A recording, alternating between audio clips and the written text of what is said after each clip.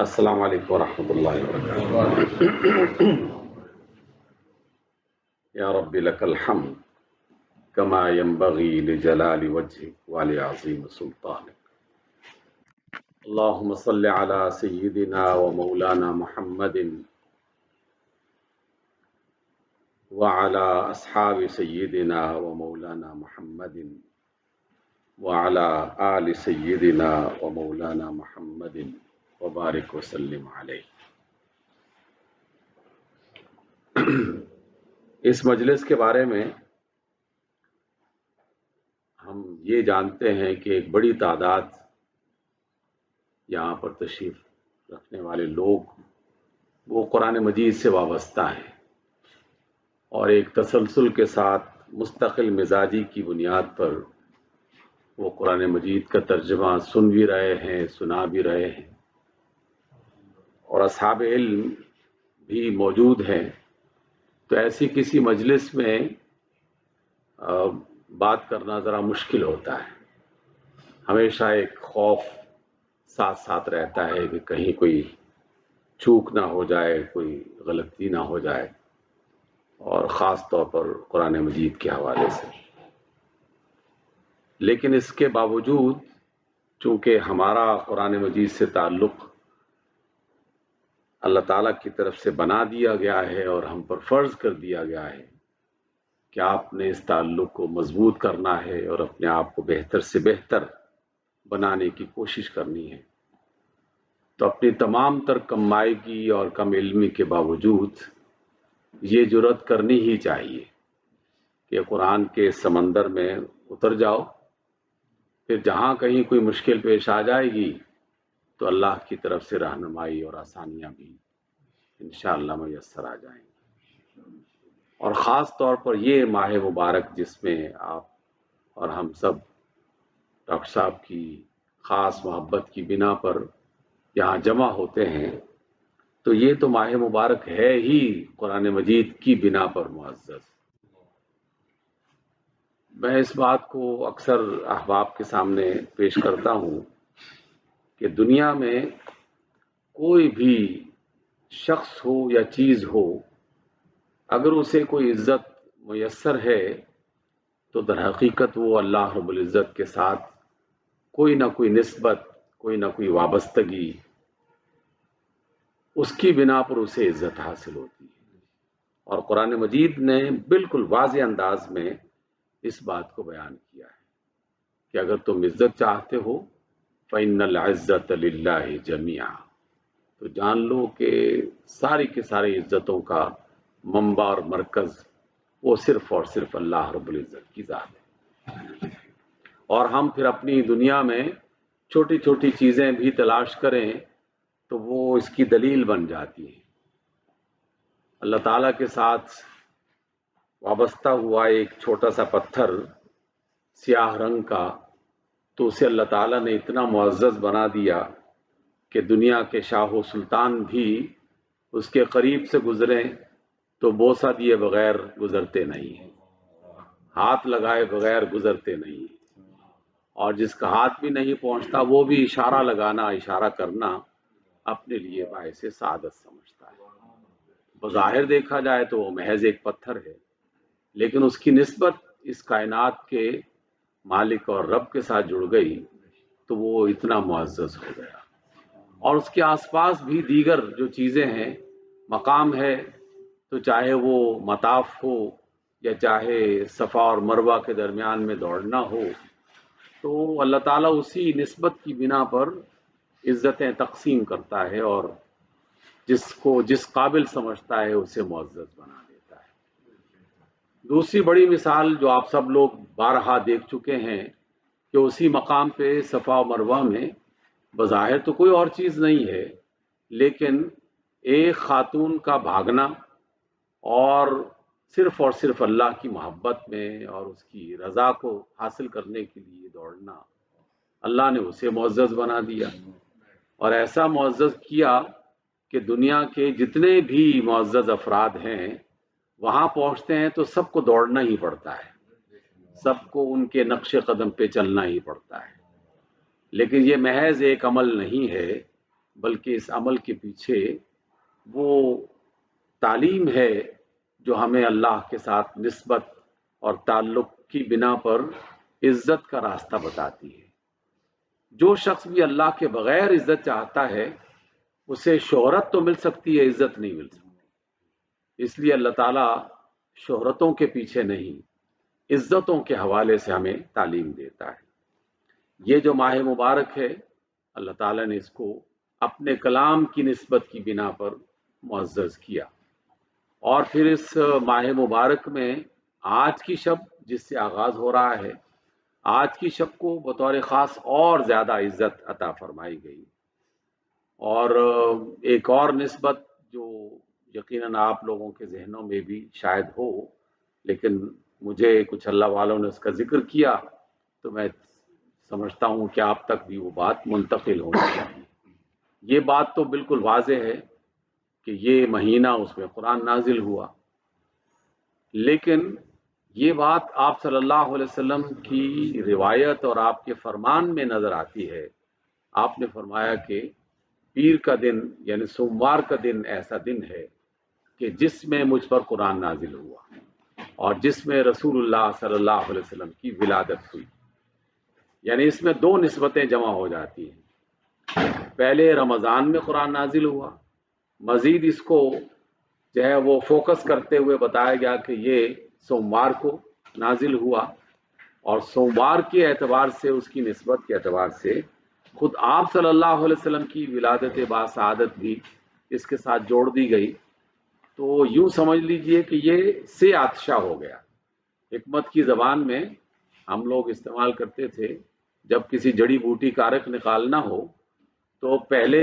جب اسے ایک بار نکالیں تو وہ پہلی آتش ہوتی ہے، اور جب اسی نکالے ہوئے عرق کو دوبارہ سے اس مشین میں ڈال کر اسے پھر آگ کی بھٹی سے گزارا جائے تو یہ دو آتشہ ہو جاتا ہے، اور پھر سے آتشہ ہو جاتا ہے۔ جو جیسے جیسے اس آتش سے گزرنے کا عمل بڑھتا ہے اس کی طاقت، اس کی قوت میں بھی اضافہ ہونا شروع ہو جاتا ہے۔ تو اس اعتبار سے آپ چشم تصور میں اس کو محسوس کرنا چاہیں تو کر سکتے ہیں کہ کل سوموار کا دن بھی ہے، اور ہمارا سوموار جو ہے وہ تو مغرب سے شروع ہوتا ہے، تو گویا آج سے ہم اس مبارک گھڑی میں داخل ہو چکے ہیں جس کی 3 روایتیں تو بالکل مستند ہیں کہ قرآن مجید اس میں نازل ہوا، اور دوسرا رسول اللہ صلی اللہ علیہ وسلم کی ولادت اس میں ہوئی، اور تیسرا قرآن مجید جو ہے وہ اس کو شب قدر کے طور پر اللہ تعالیٰ کی طرف سے وہ بنایا گیا۔ تو شب قدر کی ان گھڑیوں میں جو الفاظ ہم قرآن مجید کے پڑھیں گے انشاءاللہ، جو بھی تھوڑا بہت اس کی تفسیر یا معنی واضح کرنے کی کوشش ہوگی، تو یہ سب کے سب انشاءاللہ ہماری آئندہ آنے والی زندگی کو بہتر بنانے کا ایک ذریعہ ہو سکتا ہے، اور گزشتہ جو گزر چکی ہے زندگی اس کو بھی اللہ تعالیٰ نے سنوارنے کا اسی میں بندوبست کر رکھا ہے۔ یہ سورہ بنی اسرائیل ہے، اس کی چند آیات میں آپ کی خدمت میں پیش کرنا چاہوں گا۔ بذات خود بنی اسرائیل ایک ایسا لفظ ہے کہ جس سے مسلمانوں کا اور اہل اسلام کا ایک تعلق قدیم زمانے سے جڑا ہوا ہے۔ نہ صرف قدیم زمانے سے بلکہ اسرائیل اور بنی اسرائیل سے ہمارا تعلق جو ہے وہ بہت زمانے تک قائم رہے گا، حتیٰ کہ قیامت برپا ہو جائے گی، حتیٰ کہ جناب مسیح علیہ السلام بھی زمین پر تشریف لا کے واپس جا چکے ہوں گے، لیکن بنی اسرائیل اور اس کی قوم اور اس کے واقعات اور ان کے کام، اس سے مسلمانوں کی امت جو ہے وہ کسی صورت میں بھی الگ نہیں ہو سکتی۔ اس لیے کچھ باتوں کا ذکر ان آیات میں کیا گیا، اس کا ہم اعادہ کریں گے، اور کچھ باتیں آپ صلی اللہ علیہ وسلم نے بھی بیان فرمائی ہیں، اور ایک بات سے آغاز کرتے ہوئے ہم ان آیات کو شروع کرتے ہیں۔ آپ علیہ السلام نے اپنی امت کو ایک بار یہ خبردار کیا کہ تم بنی اسرائیل کے طریقوں پر چلو گے، اور ہر وہ کام کرو گے جو بنی اسرائیل اپنے زمانے میں کیا کرتے تھے، حتیٰ کہ اگر کوئی شخص بنی اسرائیل میں سے گوہ کے بل میں گھسا تھا تو میری امت میں سے بھی کچھ لوگ ایسے ضرور ہوں گے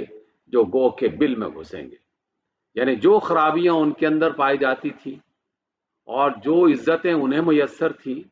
وہ عزتیں بھی ہمارے درمیان میں امت مسلمہ کو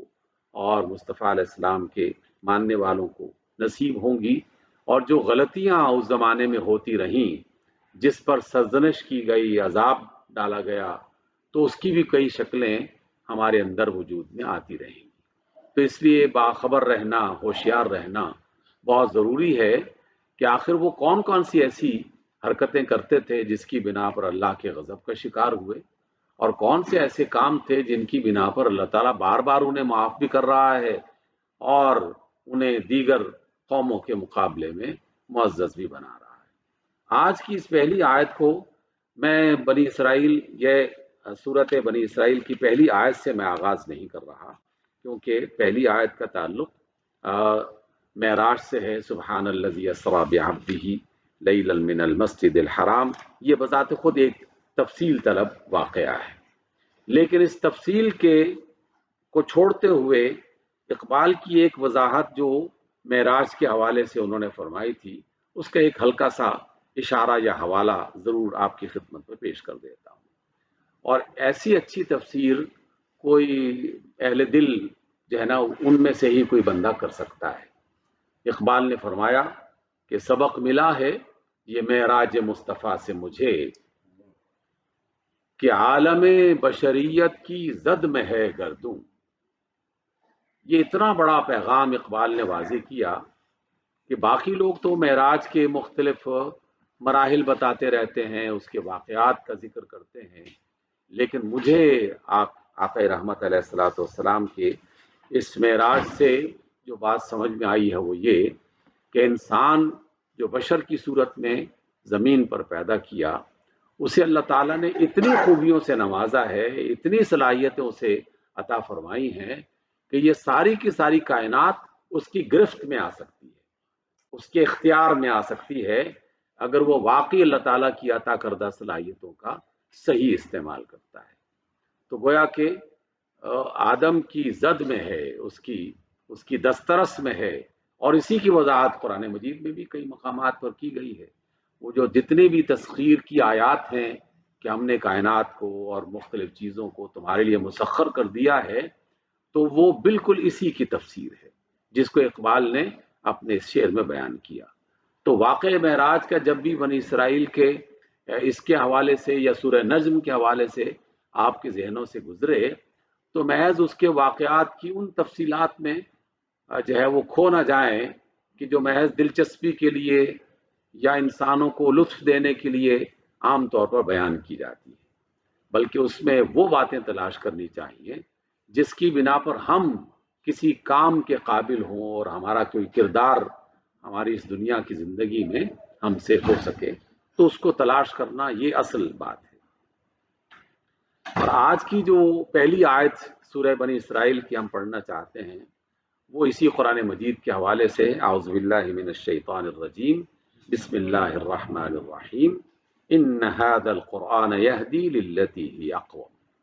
کہ یہ قرآن رہنمائی کرتا ہے اس چیز کی طرف، اس بات کی طرف جو سب سے بہتر ہے، جو سب سے اعلیٰ ہے، جو سب سے مستحکم ہے۔ اقوام کا جو لفظ ہے وہ ان تینوں بلکہ اور بھی کئی معنی اس کے اندر شامل ہو سکتے ہیں۔ سب سے بہتر، سب سے مضبوط، سب سے مستحکم، سب سے اچھی چیز راستہ ہو یا طرز عمل، تو یہ قرآن جو بھی بتاتا ہے اس سے زیادہ بہتر بتایا نہیں جا سکتا، اس لیے کہ یہ اللہ کی طرف سے بطور خاص جو ہے وہ اس قرآن مجید کو اعزاز بخشا گیا ہے۔ اسی آیت پر میں کئی دن تک رکا رہا، جب بھی اس کو پڑھتا تو یہیں پر رک جاتا، اگلا قدم اٹھانے کی نوبت ہی نہیں آتی کہ اللہ تعالیٰ نے یہاں یہ دعویٰ کیا ہے کہ یہ قرآن تمہیں بہترین راستے کی طرف رہنمائی کرتا ہے۔ تو کیا واقعی یہ بات ٹھیک ہے؟ تو اس کو تلاش کرنے کے لیے اپنے جسم پر غور کرنا شروع کر دیا، کائنات پر غور کرنا شروع کر دیا، اللہ کے بنائے ہوئے نظام پر غور کرنا شروع کر دیا، تو جس طرف بھی جاؤ اللہ تعالیٰ کا یہ والا دعویٰ جو ہے وہ ہر جگہ بالکل 100% درست نظر آتا ہے۔ ایک لمحے کے لیے آپ اپنے جسم کا جائزہ لیجئے، اللہ نے آپ کو اور ہمیں جو آنکھیں عطا کر رکھی ہیں دیکھنے کی، جس کے اندر صلاحیت ہے، کیا کوئی اس کا نعم البدل ہو سکتا ہے؟ اس کا بدل بھی نہیں ہو سکتا۔ اگر دنیا کے کسی بڑے سے بڑے آدمی سے بھی یہ کہا جائے کہ جناب اگر آپ کی آنکھیں نکال کر یہاں زمرد کے یا کوئی بہت دنیا کا قیمتی ترین ہیرا یہاں پر جڑ دیا جائے تو کیا آپ اس کے لیے تیار ہیں؟ تو یقیناً کوئی بھی عقل مند آدمی اس کے لیے تیار نہیں ہو سکتا، اس لیے کہ دنیا میں قیمتی سے قیمتی چیز بھی اس نظر کے برابر جو ہے اسے وہ فائدہ یا لذت یا جو ہے وہ منظر کی جو خوبصورتی ہے وہ اسے عطا نہیں کر سکتی۔ اسی طریقے سے جسم کے باقی سارے کے سارے اعضاء، یعنی بنیادی نقطہ یہ ہے کہ اللہ نے جو بنایا وہ بالکل پرفیکٹ اور باکمال بنایا ہے۔ تو جب اس کی باقی دنیا یہ بتا رہی ہے کہ اس کی نظر جیسی کوئی نظر نہیں بنا سکتا، اس کی سماعت جیسی کوئی سماعت نہیں بنا سکتا، حتیٰ کہ اس کی انگلیوں کے پور جو اس نے بنا رکھے ہیں اس طرح کا کوئی پور نہیں بنا سکتا، تو یقیناً اللہ تعالیٰ کا یہ دعویٰ بھی بالکل درست ہے کہ یہ قرآن آپ کو سب سے بہترین راستے کی طرف رہنمائی کرتا ہے۔ تو اس کا مطلب تو یہی ہونا چاہیے کہ پھر ہمیں ہر مشکل کا حل تلاش کرنے کے لیے اسی کتاب کی طرف رجوع کرنا چاہیے۔ اگر رجوع نہیں کر رہے تو پھر تو ایسا ہی ہے کوئی بے وقوف اور نادان ترین آدمی کہ جس کے سامنے اعلیٰ ترین مشینیں موجود ہوں، چیزیں موجود ہوں، اور وہ اس مارکیٹ میں جا کے جو سب سے گھٹیا چیز ہے وہ خرید کے لے آئے اور کہے کہ میں نے بڑا کمال کر دیا ہے، سب لوگ اسے ملامت کریں گے اور کہیں گے کہ کیسا عجیب آدمی ہے کہ اعلیٰ ترین چیزیں موجود تھیں اس کو چھوڑ دیا اور گھٹیا جو ہے وہ چیز خرید کے لے آیا ہے۔ تو بالکل اسی کو بنیاد بنانا چاہیے، لیکن بدقسمتی سے ہم نہیں بنا رہے۔ امت اجتماعی انداز میں اور ہم افراد مسلمان انفرادی اعتبار سے بھی جب بھی کوئی فیصلہ کرنا ہوتا ہے تو قرآن سے نہیں پوچھتے، ہم اپنے رسم و رواج سے پوچھتے ہیں، ہم اپنی ذاتی پسند اور ناپسند اس کی بنیاد پر فیصلہ کرتے ہیں، ہم اپنے گھر والوں کی مرضی اور یا اپنے بچوں کی خواہش اس کو فوقیت دیتے ہیں، اور قرآن جو ہے وہ بیچارہ منہ دیکھتا رہ جاتا ہے کہ جناب ہم تو کچھ اور کہہ رہے تھے اب تم نے تو کوئی اور کر لیا۔ تو اس آیت کا بنیادی معنی یہ ہے کہ جو سب سے بہتر ہے، عقل کا تقاضا یہ ہے کہ اس کو اختیار کیا جائے، اور اس کے مقابلے میں ادنا چیز، ادنا راستہ، ادنا فیصلہ انسان کو نہیں کرنا چاہیے۔ وَيُبَشِّرُ الْمُؤْمِنِينَ الَّذِينَ يَعْمَلُونَ الصَّالِحَاتِ أَنَّ لَهُمْ أَجْرًا كَبِيرًا۔ اس پہلے جز کے ساتھ یہ اللہ تعالیٰ نے بشارت بھی دی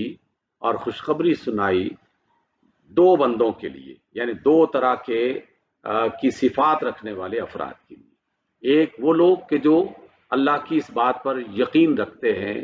ایمان لاتے ہیں کہ واقعی قرآن مجید سب سے بہتر راستہ دکھانے والی کتاب ہے، پہلے وہ اس بات پر ایمان لے آئیں، اور پھر اس ایمان کے بعد باقاعدہ عمل کے ذریعے سے ثابت کرتے ہیں کہ ہم اسی راستے پر چل رہے ہیں جو قرآن نے دکھایا، اور وہ سب سے زیادہ مفید اور سب سے اچھا جو ہے وہ نتیجہ ہمیں پیش کر رہا ہے۔ اہل علم موجود ہیں، عربی زبان سے بھی واقفیت اور ان سے تعلق بہت سے لوگوں کا ہے۔ ہم نے جو صالحات کا جو لفظ تلاش کیا قرآن مجید اور اس کا معنی جاننے کے لیے رسول اللہ صلی اللہ علیہ وسلم کا ایک فرمان ہمیشہ میری رہنمائی کرتا ہے۔ ہمارے ہاں بیشتر جو تراجم ہیں اس میں یہی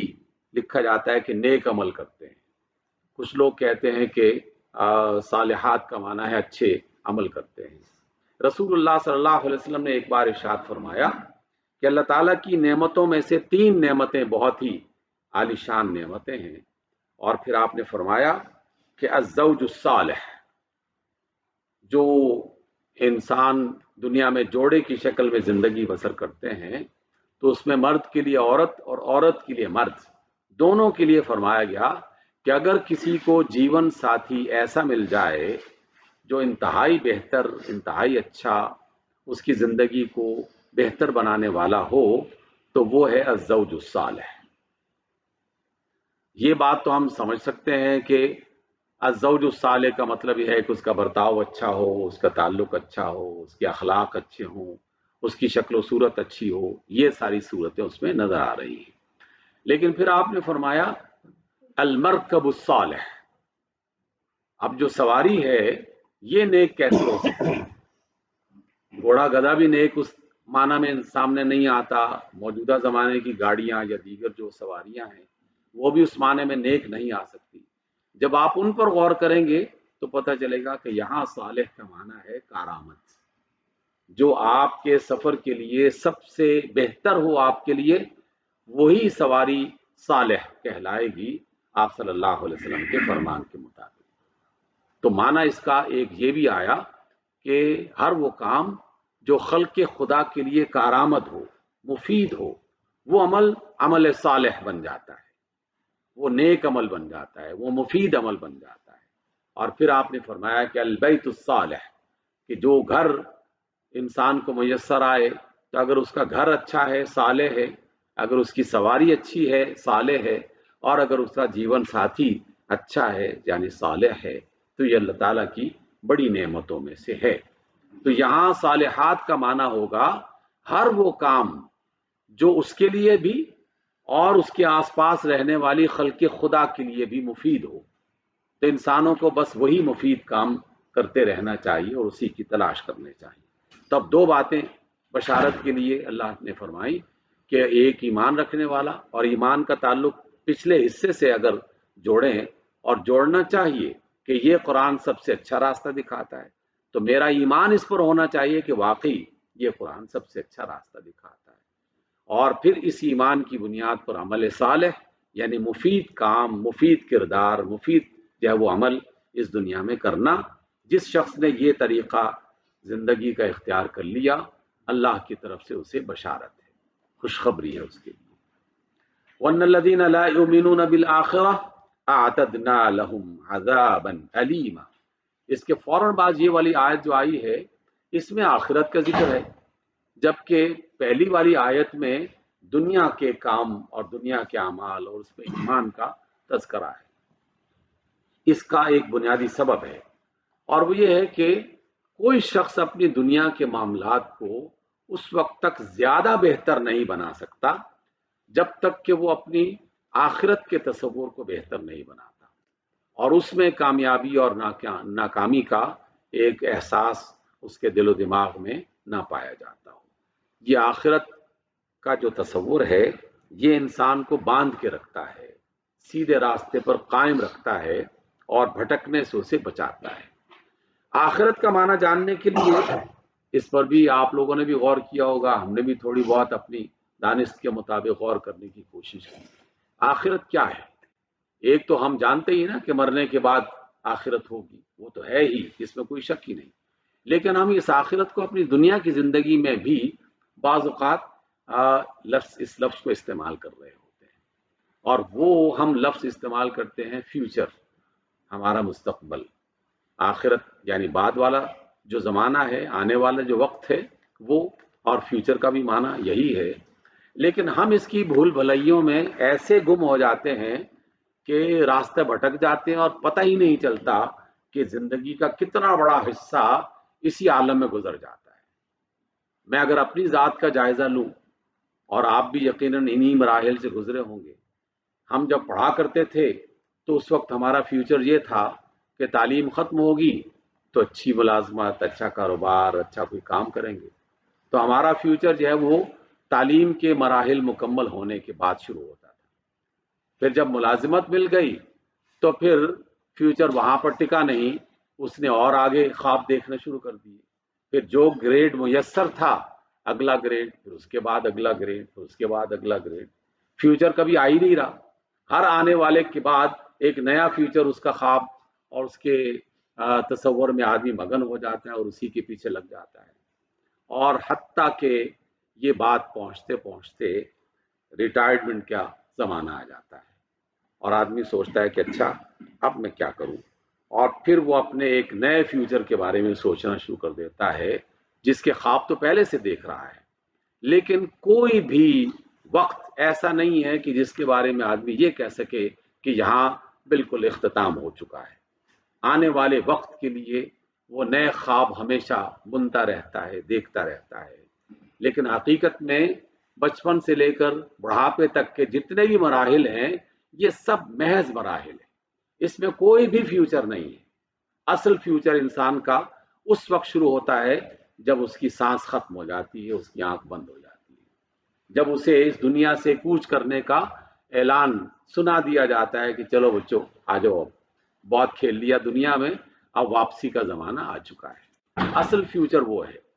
تو جو اس فیوچر کے بارے میں سوچتا ہے، یعنی آخرت کے بارے میں سوچتا ہے، پھر پچھلی آیتیں اپنی پوری تفسیر اس کے سامنے رکھ دیتی ہیں۔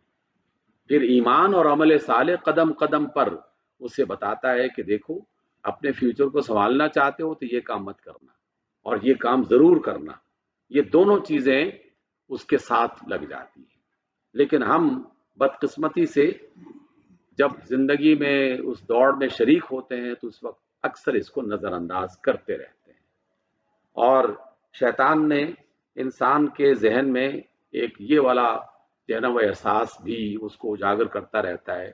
اور کہتا ہے کہ چلو یہ نیکی کا کام ذرا بعد میں کر لیں گے، کل کر لیں گے، پرسوں کر لیں گے، آنے والے کسی وقت میں کر لیں گے۔ جوانیاں گزر جاتی ہیں، اور بہت سارے لوگ اب بھی یہ سوچتے ہیں کہ چلیں بڑھاپے میں جا کر اور کیا کرنا ہے، نمازیں ہی تو پڑھنی ہے، اب پڑھنے کی کیا ضرورت ہے، نیکی کے کام ہی تو کرنے ہیں، اب کرنے کی کیا ضرورت ہے۔ اور اسی طریقے سے آخری لمحہ آ جاتا ہے اور انہیں وہ فرصت میسر نہیں آتی۔ تو اللہ تعالیٰ نے فرمایا جس نے اپنے فیوچر کو نظر انداز کر دیا، اپنی آخرت کو نظر انداز کر دیا، تو ہم اسے بہت ہی المناک، تکلیف دہ عذاب اسے دیں گے۔ پھر اللہ تعالیٰ نے ہماری ایک فطرت کا بھی ذکر کر دیا، وَيَدْعُ الْإِنسَانُ بِالشَّرِّ دُعَاءَهُ بِالْخَيْرِ وَكَانَ الْإِنسَانُ عَجُولًا۔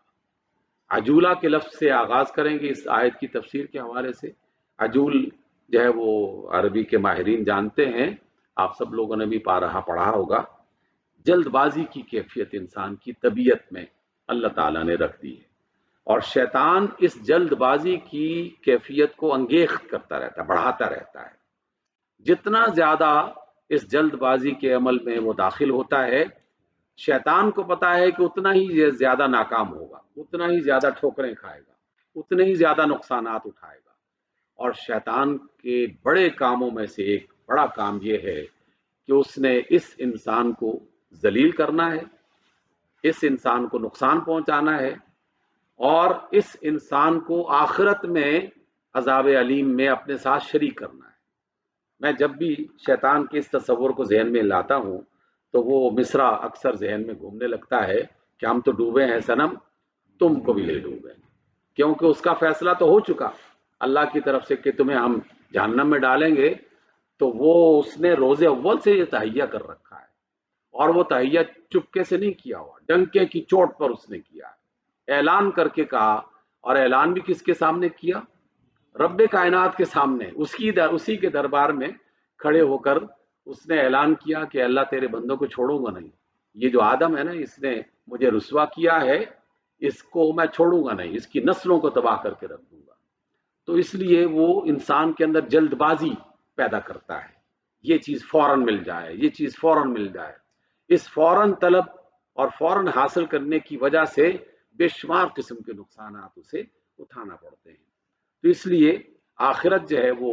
اللہ تعالیٰ نے فرمایا کہ جس نے اس کو فراموش کر دیا اس کے لیے عذاب ہے، اور انسان بعض اوقات اس کیفیت میں اس حد تک جو ہے وہ بے وقوف ہو جاتا ہے کہ وہ اپنے لیے بھی عذاب کی دعائیں کرنے لگتا ہے، یا اس طرح کے کلمات کہنا شروع کر دیتا ہے۔ یہ بنی اسرائیل اور اس سے پہلے دیگر قوموں نے بھی اس کا بارہا ذکر کیا، قرآن مجید میں اس کے اشارے موجود ہیں۔ وہ بعض اوقات نبی صلی اللہ علیہ وسلم کو بھی برملا کہا کرتے تھے کہ جناب ہم آپ کی بات نہیں مانتے، آپ جس عذاب کا ہمیں خوف دلاتے ہیں اپنے رب سے کہیے کہ وہ ہم پر نازل کر دے، یعنی وہ اس حد تک اور بعض اوقات ہم بھی مسلمان اسلام اور ایمان کے باوجود اس طرح براہ راست تو نہیں لیکن انڈائریکٹ اس طرح کی چھوٹی بڑی غلطیاں ہم سے بھی سرزد ہوتی رہتی ہیں. کسی بندے پر کوئی مصیبت آئی اور فوراً اس نے کہنا شروع کر دیا کہ کیا ساری مصیبتیں میرے لیے لکھی گئی تھی، میرا ہی یہ حصہ تھا کہ مجھے یہ ساری مصیبتیں اٹھانی پڑے. گویا کہ اسے اللہ تعالیٰ کے ان فیصلوں پر اس طرح کا اعتماد نہیں رہا جس طرح کا اعتماد ہونا چاہیے. یہ ٹھیک ہے کہ اللہ کے رسول صلی اللہ علیہ وسلم نے باقاعدہ اس بات کی اجازت دی اور فطرت کے عین مطابق ہمیں اجازت ہے کہ کوئی پریشانی ہو تو اس پریشانی کو محسوس کیا جائے، اس دکھ کا اظہار بھی کیا جائے، لیکن اس دکھ کے اظہار کرتے کرتے اللہ تعالیٰ پر جو ہے الزام لگانا شروع کر دیا جائے یا پھر اس سے آگے بڑھ کر وہ اسلام کی اور اللہ کی باتوں کو براہ راست انکار کرنا شروع کر دے اور مزید آگے بڑھ کر وہ عذاب کی دعائیں جو ہے وہ طلب کرنا شروع کر دے، تو یہ انسان جو ہے وہ بہت ہی عجیب آدمی ہے، بہت جلد باز ہے اور اپنے لیے شر اس طرح مانگتا ہے جس طرح اسے خیر مانگنا چاہیے. عذاب طلب کر رہا ہے اس طرح کہ جس طرح اسے اپنے لیے اچھائی طلب کرنی چاہیے تھی، جیسے کہ کفار نے کئی بار اپنے اپنے زمانے کے نبیوں سے کہا. پھر اللہ فرماتے ہیں وَجَعَلْنَا اللَّيْلَ وَالنَّهَارَ آيَتَيْنِ فَمَحَوْنَا آيَةَ اللَّيْلِ وَجَعَلْنَا آيَةَ النَّهَارِ مُبْصِرَةً لِتَبْتَغُوا فَضْلًا مِّن رَّبِّكُمْ وَلِتَعْلَمُوا عَدَدَ السِّنِينَ والحساب. اور اللہ تعالیٰ نے فرمایا وَكُلَّ شَيْءٍ فَصَّلْنَاهُ تَفْصِيلًا. یہ قرآن مجید کا ایک خاص اسلوب ہے، تعلیمات فکری اور عقیدے کے اعتبار سے دیتے دیتے کچھ اعمال کا ذکر درمیان میں آ جاتا ہے، بعض اوقات انسان کی فطرت کا درمیان میں ذکر چل پڑتا ہے اور بعض اوقات اس فطرت کی بنیاد پر انسانوں کو ملنے والے فائدے اس کی طرف اشارہ کر دیا جاتا ہے. دن اور رات کا عدل بدل اس کے اندر بے شمار قسم کی خوبیاں پائی جاتی ہیں. آدمی اس کو تلاش کرنا شروع کر دے تو اسی پر ہی گفتگو آگے بڑھائی جا سکتی ہے اور یہ شب گزر جائے اس پر. ایک ہلکا سا اشارہ جو ہے وہ جو باقاعدہ تحقیق شدہ جو ہے وہ ان آرٹیکلز میں لکھا جا چکا ہے، ماہرین نے سال ہا سال کی محنت کے بعد جو چیزیں اللہ کی اس نظام میں سے تلاش کی ہیں اور انسانوں کو سمجھایا ہے اور پھر اللہ کی اور اس کے رسول کی تعلیمات کی تعریف کی کہ کیا اچھی تعلیمات تھی جو بالکل عین فطرت کے مطابق ہمیں عطا کی گئی. اس کی طرف یہ دن اور رات کا آنا جانا، اس میں دو تین چیزیں میرے ذہن میں ہیں، آپ کے ساتھ شیئر کرتا ہوں تو یقیناً آپ بھی لطف اندوز ہوں گے اور آپ کے بچوں کی اور آپ کے بھی ہمارے کام آنے والی ہے. رات کے بارے میں جب ایک آرٹیکل پڑھا اور دو تین ڈاکٹر سے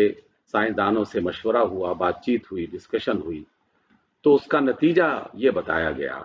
کہ اللہ تعالیٰ نے رات کو 3 پہر میں تقسیم کیا ہے اور اس میں پہلے 2 پہر جو ہیں یہ سونے کے لیے، پہلا پہر جو ہے وہ تو کچھ جاگتے کھاتے پیتے اور اس طرح کے اس میں صرف ہو جاتا ہے. پھر جو درمیان والا پہر ہے یہ سونے کے لیے سب سے زیادہ کارآمد وقت ہے اور اس میں یہ لکھا گیا تھا کہ اس دوسرے پہر میں اگر کوئی شخص 3 گھنٹے سوئے تو اسے سمجھ لینا چاہیے کہ اس نے 6 گھنٹے کی نیند پوری کر لی ہے. جو 4 گھنٹے سویا اس نے 8 گھنٹے کی نیند پوری کر لی ہے. اور جو تیسرا پہر ہے، تیسرا پہر یہ بڑے بڑے کام کرنے والوں کے لیے بیداری کا پہر بنایا گیا. بڑے بڑے کام جیسے نبیوں کے کام، رسولوں کے کام. سورۃ المزمل میں اس کا اشارہ کیا گیا ہے کہ رسول آپ رات کو اٹھا کریں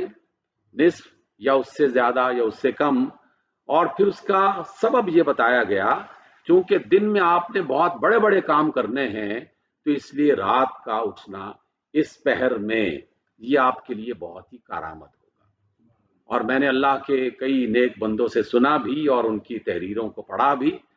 تو انہوں نے کہا کہ جو شخص اس بات کا عادی بن جائے اور اس کی اپنی عادت بنا لے کہ پچھلے پہر اٹھ کے اس نے چاہے نوافل پڑھنے ہوں یا کوئی اور تحقیقی کام کرنا ہو تو یہ جو وقت ہے یہ سب سے زیادہ نتیجہ خیز ہوا کرتا ہے، سب سے زیادہ کارآمد وقت ہوا کرتا ہے. اقبال کے بارے میں ہم نے پڑھا اور کئی بار مجالس میں ذکر بھی کیا. جب ان کا انتقال ہو گیا تو ان کے انتقال کے بعد کسی ریڈیو پاکستان نے باقاعدہ انٹرویو لیا ان کے خادم کا جو ان کے ساتھ خدمت کرتا تھا.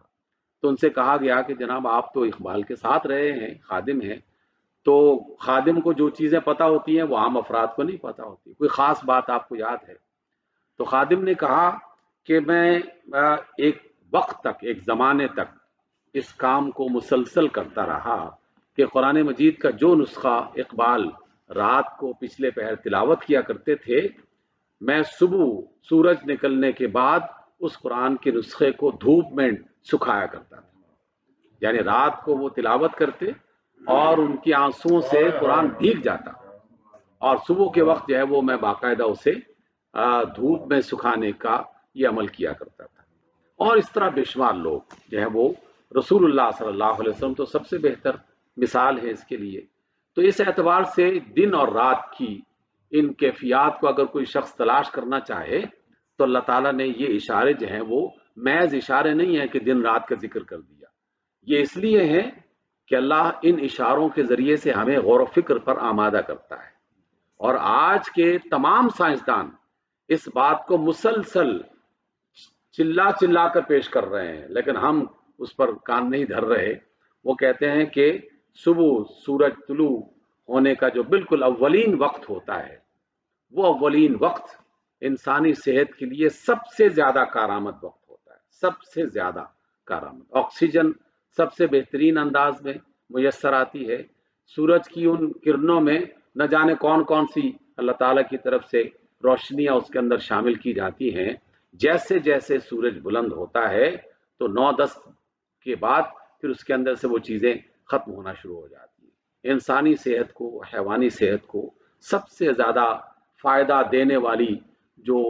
کرنیں ہیں، جو ہوائیں ہیں، یہ ان اوقات میں رکھی گئی جو اللہ تعالیٰ نے ہمیں بتائی. اور دنیا کے تمام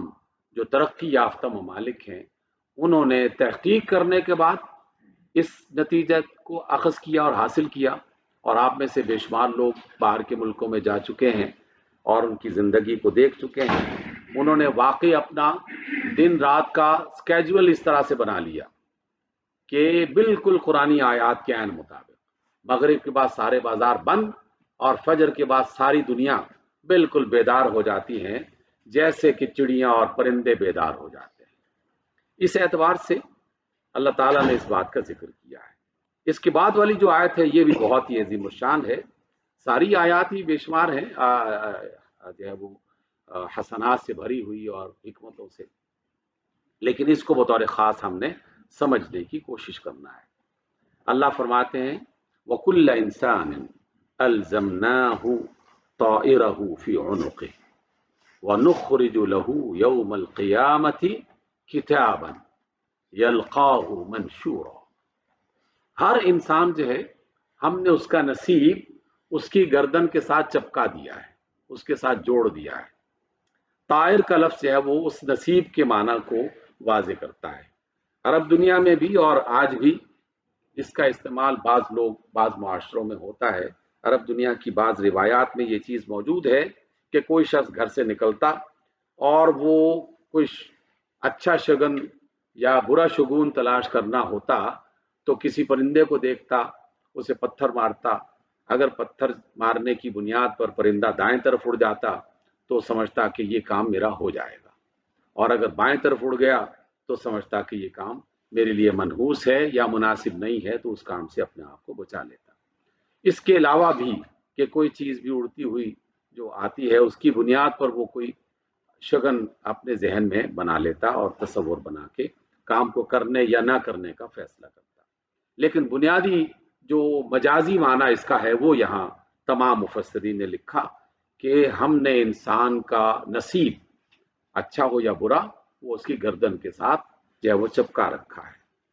یہ بات جو ہے وہ سمجھ میں نہیں آ سکتی تھی، لیکن آج کے دور میں بڑی آسانی کے ساتھ یہ سمجھ میں آ سکتی ہے اور آنی چاہیے. اگلا حصہ جو اس آیت کا ہے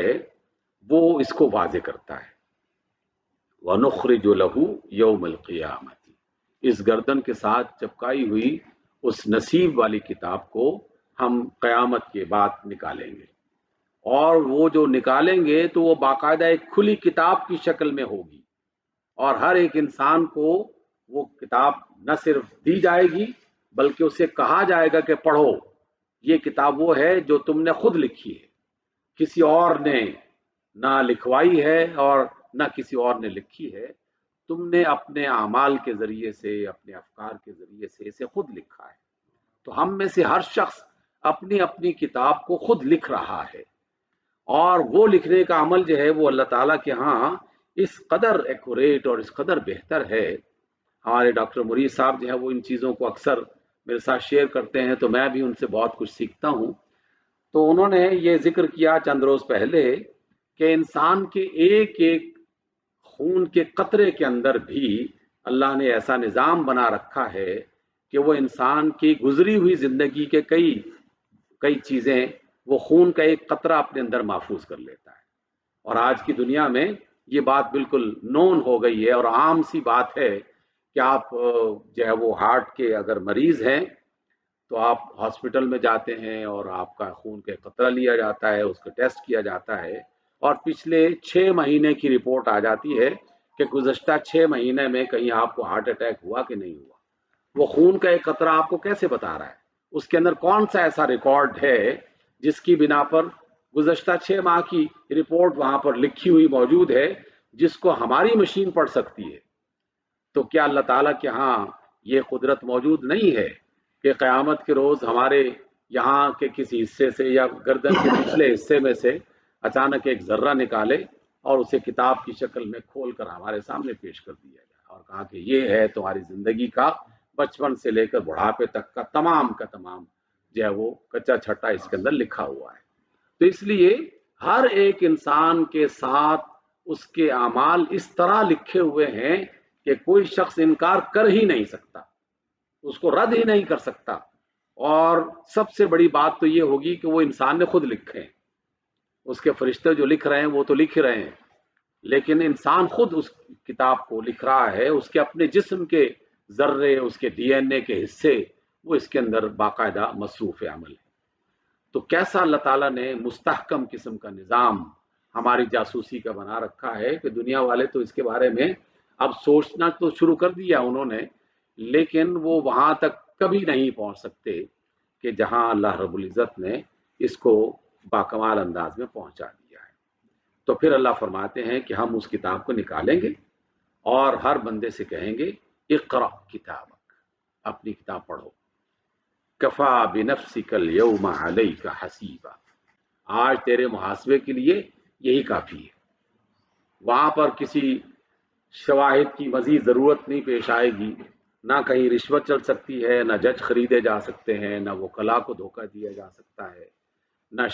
جو شاہدین ہیں یا گواہ ہیں ان کو ختم کیا جا سکتا ہے، نہ نئے بنائے جا سکتے ہیں۔ یہ تمام کے تمام دنیا کے ہتھ کنڈے بیکار ہو جاتے ہیں وہاں پر،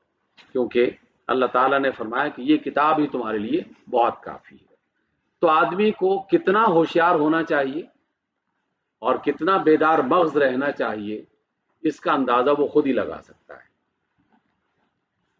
تقدم ہونا، آگے آ جاؤ، آگے آ جاؤ، تفضل، سب کو چھوڑ دیں گے، المکان موجود۔ ساجد اکیلا ہے۔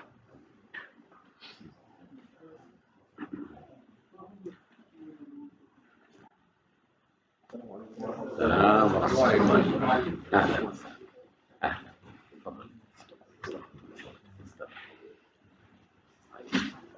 رفا صاحب کو بھی لے آئیں۔ آگے آگے تم کر کے لے عليكم ينادون. تعال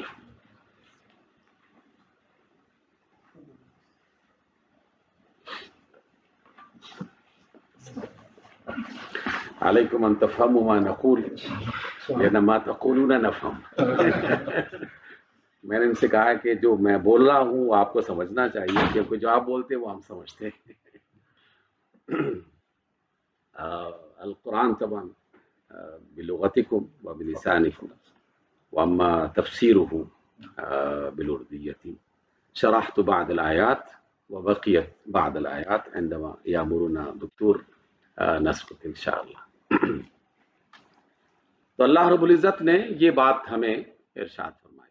اس کو ایک دفعہ دہرا لیتے ہیں کہ اللہ نے ہمارے اعمال کو باقاعدہ ہماری گردن کے ساتھ کچھ اس طرح سے پیوست کر دیا ہے کہ وہ مکمل کی مکمل زندگی کی کتاب بن کے ہمارے سامنے موجود ہوگی. آپ کے موبائل میں، آپ کے کمپیوٹرز میں معمولی چھوٹی چھوٹی چپس جو ہیں وہ سینکڑوں معلومات اور ہزاروں جو ہے وہ تصویروں کے ساتھ محفوظ کی جا سکتی ہے. تو اللہ تعالیٰ ایک ذرے میں ان تمام چیزوں کو باقاعدہ اپنی قدرت کاملہ سے محفوظ کر سکتا ہے، اور یہ اس کے لیے قطعاً کوئی مسئلہ نہیں ہے، کوئی مشکل بات نہیں ہے. تو اس لیے ہوشیار رہنا چاہیے. اصل اس آیت کا معنی جو ہے وہ یہ ہے کہ ہم باقاعدہ ہوشیار اور بیدار مغز ہو کر اس دنیا میں زندگی بسر کریں کہ ہماری ہر چیز کا باقاعدہ ریکارڈ اللہ تعالیٰ کے ہاں موجود ہے. اور جب کہا جائے گا کہ اقرا کتابک کفا بنفسک اليوم علیک حسیبا، تو وہاں پر پھر یقیناً انسان کے بس میں کوئی اور نہیں ہوگا. وہ جو اس نے کیا ہے بس اسی کے مطابق فیصلہ کیا جائے گا. من اہتدى فإنما يهتدي لنفسه ومن ضل فإنما يضل عليها. جس نے ہدایت حاصل کر لی، رہنمائی کے راستے پر چل پڑا، تو اس نے اپنا ہی بھلا کیا، اپنا ہی خیر اس نے اس میں سے تلاش کیا. اور جس نے گمراہی کے راستے کو اختیار کیا تو اس کا وبال اسی پر پڑے گا. یہ اس وجہ سے کہا گیا کہ انسانوں میں بعض اوقات یہ مرض بھی پیدا ہو جاتا ہے، اور کبھی کبھار ہمارے ذہنوں میں بھی یہ کہیں نہ کہیں خناس پیدا کر دیتا ہے خیال کہ ذرا سی کوئی نیکی کر لو تو آدمی اس پر اترانا شروع کر دیتا ہے، اور بعض اوقات تو احسان بھی جتانا شروع کر دیتا ہے کہ جناب ہم آپ کے کہنے پر آئے ہیں اور اتنے گھنٹے ہم نے آپ کے ساتھ صرف کیے ہیں، اور اتنا وقت ہم نے جماعت میں لگا دیا، اور اتنا ٹائم ہم نے قرآن کو سمجھنے میں لگا دیا، یا اتنے پیسے اللہ کی راہ میں خرچ کر دیے، اتنے یتیموں کو ہم نے پڑھوا دیا. تو اس طرح کی جو نیکیاں انسان کرتا ہے تو شیطان ان نیکیوں کو خراب کرنا بھی اس کے کاموں میں سے ایک کام ہے. اول تو شیطان چاہتا ہے کہ یہ کوئی کام اچھا نہ ہی کرے، لیکن اگر کوئی اچھا کام کر لیتا ہے تو پھر شیطان اس کو خراب کرنے کی بھی مسلسل کوشش میں لگا رہتا ہے اور وہ کرتا ہے. تو اس لیے اللہ نے باقاعدہ اس بات کا ذکر کئی مقامات پر کیا ہے کہ اگر تم نے نیکی کو اختیار کیا تو یہ کسی پر احسان نہیں ہے، یہ تم نے اپنا ہی بھلا کیا ہے، اپنی ہی عاقبت کو سنوارنے کی کوشش کی ہے. تو جس نے سارے علم کو جاننے کے باوجود گمراہی کا راستہ اختیار کیا تو در حقیقت اس کا وبال اسی پر پڑے گا. اس سے اگلی والی آیت جس میں انسان ایک زمانے تک مبتلا رہے اس غلط فہمی میں، اور آج بھی لاکھوں کروڑوں انسان اس میں مبتلا ہیں، اور اس میں ہر مکتبہ فکر اور ہر طبقے اور مذہب سے تعلق رکھنے والے افراد کسی نہ کسی انداز میں شریک ہیں، سوائے ان کے کہ جسے اللہ نے محفوظ کیا. اللہ فرماتے ہیں کہ وَلَا تَزِرُ وَازِرَةٌ وِزْرَ أُخْرَى، کوئی بندہ بھی کسی دوسرے کا بوجھ نہیں اٹھائے گا. ہر ایک شخص نے اپنی کتاب، اپنے عمل کا، اپنی زندگی کا بوجھ خود ہی اٹھانا ہے. نہ کوئی مذہبی پیشوا، نہ کوئی بڑا سردار، نہ کوئی با اختیار شخصیت، کوئی بھی ہے ہی نہیں. اللہ تعالیٰ نے بالکل کھلے انداز میں یہ بات کئی بار اسی کتاب مجید میں بیان فرمائی ہے. اس لیے یہ بات جان لیجئے کہ میرا بوجھ اور میرے گناہوں کا وبال کسی اور پر نہیں پڑے گا. ہمارے بہت سارے مذہبی پیشوا، اس کا آغاز تو انہی بنی اسرائیل کے لوگوں سے ہوا تھا کہ بنی اسرائیل کے علماء نے باقاعدہ یہ سلسلہ شروع کر دیا کہ جو گناہگار تھے، معلوم تو ہو ہی جاتا ہے کہ فلاں سے یہ غلطیاں ہو رہی ہیں، فلاں غلطیاں ہو رہی ہیں، تو ان کو لالچ دلا کر اس بات پر آمادہ کر لیا کہ اگر تم اتنا چندہ ہمارے جو ہے وہ اس مکتب میں دے دو، یا مدرسے میں دے دو، یا عبادت خانے کے لیے خدمت کر دو، یا ہمیں کچھ پیسے دے دو، تو ہم باقاعدہ قیامت کے روز تمہیں عذاب سے بچا لیں گے. پھر اس کے بعد عیسائی علماء نے بھی یہ عمل شروع کر دیا، اور اس حد تک شیطان نے انہیں بے وقوف اور نادان بنا دیا کہ باقاعدہ روما کے علاقوں میں ایک پادری کے ساتھ جو ہے وہ یہ واقعہ پیش آیا. اس پادری نے باقاعدہ جو ہے وہ اعلان کر دیا کہ جو بھی جنت میں گھر خریدنا چاہتا ہے ہم اس کے پلاٹ بیچتے ہیں، اور لوگوں نے پیسے دینا شروع کر دیا، جنت کے پلاٹ خریدنے شروع کر دیے، اور ایک جو ہے وہ ان کی نظر میں ایک گناہگار آدمی اور بڑا ہی جو ہے نا وہ اتھرا قسم کا، اس کے ذہن میں ایک عجیب سا خیال آیا۔ وہ اس پادری کے پاس گیا اور کہا کہ سنا ہے کہ آپ جنت بیچنا چاہتے ہیں، بیچ رہے ہیں۔ تو انہوں نے کہا کہ جناب ہم جنت بیچتے ہیں۔ تو اس نے سوال کیا کہ کیا آپ جہنم بھی بیچتے ہیں؟ پادری نے سوچا کہ یہ کوئی بیوقوف قسم کا آدمی ہے، جہنم کون خریدتا ہے، اس کے پاس پیسے ہیں، چلو اس کو بھی گمراہ کرتے ہیں اور اس کو بھی اینٹتے ہیں۔ اس نے کہا کہ ہاں جہنم بھی خریدتے ہیں، اگر تم لینا چاہو تو ہم بیچ سکتے ہیں۔ تو اس شخص نے کہا کہ مجھے ساری کی ساری جہنم چاہیے، میں ساری خریدنا چاہتا ہوں۔ پیسے دیے اس نے جتنے بھی دینے تھے، اور جہنم خرید کے بازار میں آ گیا، اور بازار میں آ کر اس نے اعلان شروع کر دیا کہ جناب آج کے بعد کسی کو دوزخ سے ڈرنے کی ضرورت نہیں ہے، کیونکہ دوزخ کا مالک میں ہوں اور میں نے کسی کو نہیں بیچنی اور کسی کو اس میں داخل نہیں کریں گے۔ یعنی حماقت پر انسان اتر آئے تو شیطان انسان کو اس طریقے سے رسوا کرتا ہے اور حماقتیں اس سے کرواتا ہے کہ آدمی جتنی باتیں پڑھے اتنا ہی آدمی کو مزید اس پر ہنسی آتی ہے۔ اس میں بہت ساری باتیں ہیں جو تاریخ میں باقاعدہ لکھی گئی ہیں، علماء کی طرف سے، عام لوگوں کی طرف سے نہیں، علماء کی طرف سے۔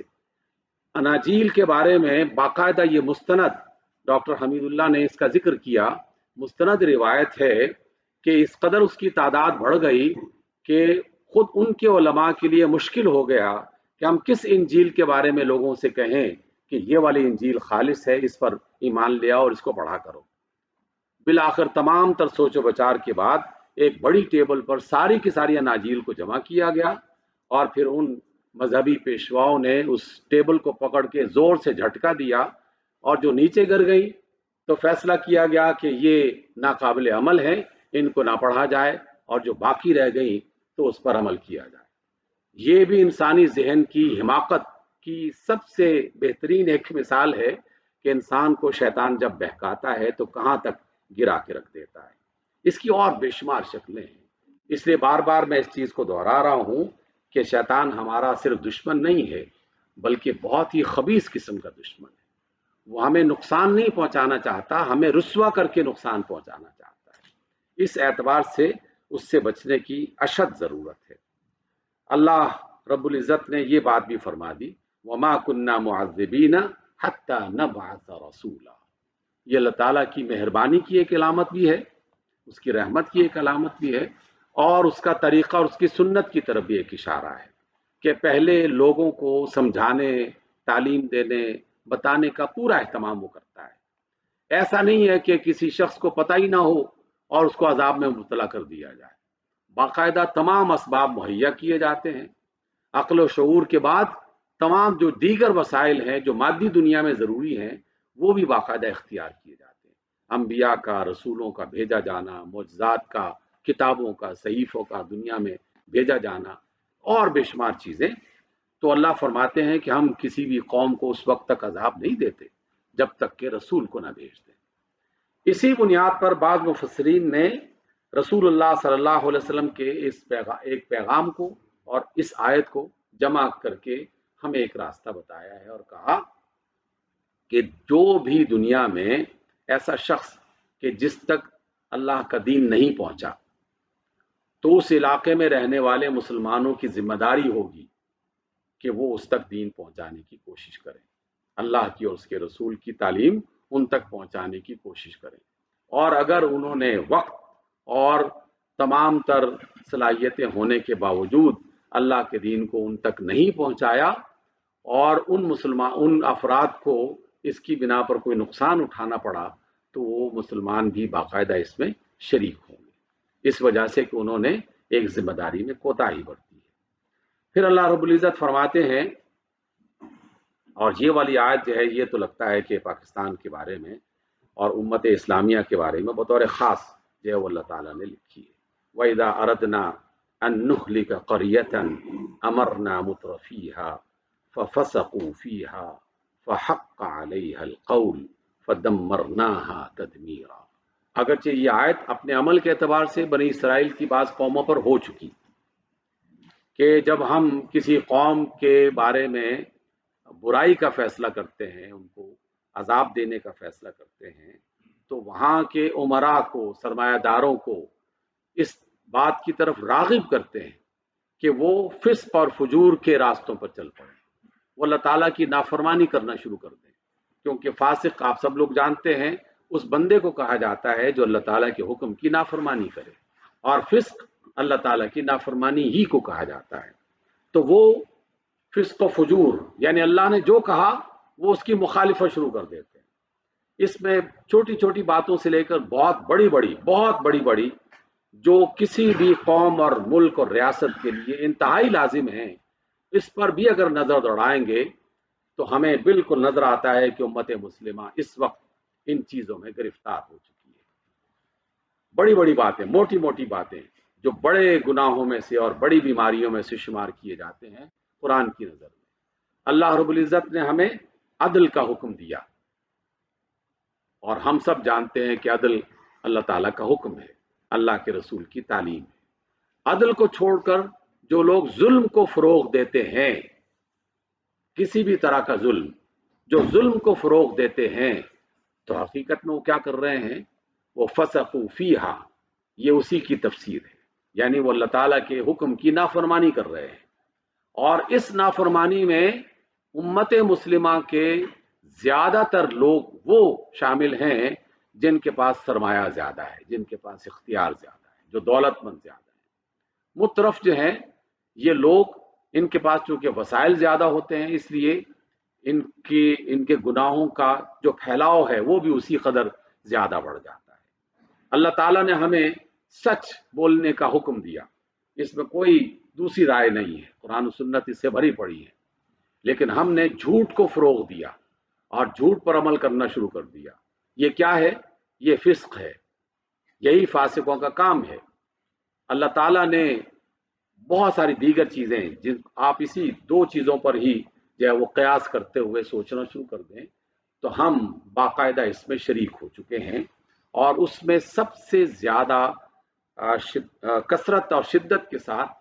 ہمارے عمراء نے، ہمارے حکمرانوں نے، ہمارے ارباب اختیار نے اس میں ہمیں اس کام پر مجبور کر دیا ہے۔ دیکھیے، میں نے ظلم کی بات کی تھی، اور ظلم کی بات ہو اور آج کے زمانے میں فلسطین کا تذکرہ نہ کیا جائے تو ظلم کی تفسیر ہو ہی نہیں سکتی۔ ظلم کی جو شکل ہمیں غزہ میں دکھائی دیتی ہے، 40,000 سے زیادہ انسان مارے جا چکے ہیں، اور ان 40,000 میں سے 50% لوگ وہ لوگ نہیں ہیں، وہ بچے ہیں، 2 سال کے، 5 سال کے، 10 سال کے، 12 سال کے وہ بچے اور خواتین، ان سب کو بالکل تباہ و برباد کر دیا گیا ہے۔ ان کی وہ اذیت ناک صورتیں انسان دیکھ نہیں سکتا، اور اس کے چاروں طرف وہ چھوٹا سا علاقہ اور اس کے چاروں طرف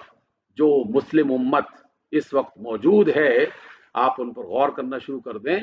تو وہ اس وقت سب سے زیادہ امیر ترین لوگوں میں شمار ہوتے، امیر ترین۔ قطر ایک دفعہ جانے کا اتفاق ہوا تو وہاں کے ایک بہت بڑے عالم وفات پا چکے ہیں، علامہ یوسف القرضاوی،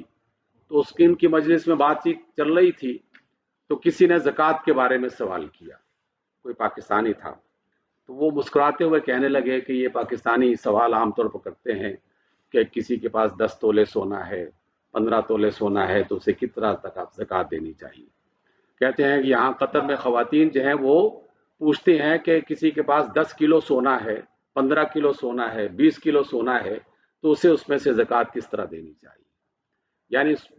انبار لگے ہوئے ہیں ان کے پاس مال و دولت کے اور ثروت کے، لیکن کوئی شخص اس بات کے لیے آنسو نہیں بہا رہا کہ ان بچوں کے لیے کچھ نہ کچھ ہمیں کرنا چاہیے۔ لوگ دوائیں لے کے جاتے ہیں، غذا لے کے جاتے ہیں، لیکن وہ دروازے بند ہیں کہ جس کی بنا پر ان بلکتے اور جھلستے وہ لوگوں کو لقمہ پہنچا دیا جائے یا پانی کا گھونٹ پہنچا دیا جائے۔ تو ظلم اگر اس طرح ہو رہا ہے تو یہ کس بات کی علامت ہے؟ یہ اس بات کی علامت ہے کہ اللہ تعالیٰ کہیں اس کے بعد کوئی بڑا فیصلہ نہ کر دے، جس بڑے فیصلے کو عذاب کا فیصلہ کہا جاتا ہے۔ تباہ و برباد کرنے کا فیصلہ کہا جاتا ہے۔ اس لیے اللہ فرماتے ہیں کہ ہم پھر تباہ کر دیتے ہیں ایسی بستی کو کہ جہاں مترف یعنی امیر لوگ جو ہیں وہ ہر طرح کی خرابیاں پھیلانا شروع کر دیں اور اللہ تعالیٰ کی نافرمانیاں شروع کر دیں۔ ایک زمانہ تھا کہ وکیل خریدے جاتے تھے اور اب عدالتیں مکمل کی مکمل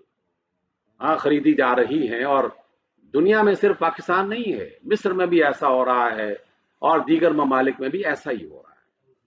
تو اللہ تعالیٰ نے یہ بات فرمانے کے بعد فوری بات اگلی آیت میں کیا فرمایا، اور اللہ تعالیٰ فرماتے ہیں کہ جناب یہ مت سمجھو کہ یہ ہم نے محض ایک بیان جاری کر دیا ہے یا ہم نے دھمکی لگا دی ہے، اس کو کوئی سیاسی بیان یا کوئی دھمکی وغیرہ مت سمجھو۔ وَكَمْ مَهْلَكْنَا مِنَ الْقُرُونِ مِنْ بَعْدِ نُوحٍ، کہ ہم اس سے پہلے اس طرح کے فیصلے کر چکے ہیں۔